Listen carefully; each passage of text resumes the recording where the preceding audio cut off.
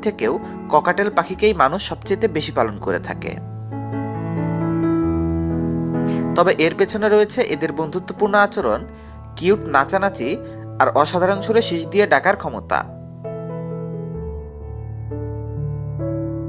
তুলনামূলক অন্যান্য পাখির চাইতে ককাটেল পাখির গড়ায়ু অনেক বেশি।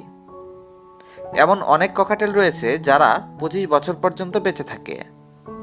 তবে গড়ে হিসেব করলে এক একটা ককাটেল 15 থেকে 20 বছর পর্যন্ত সুস্থ সবলভাবে বেঁচে থাকতে পারে।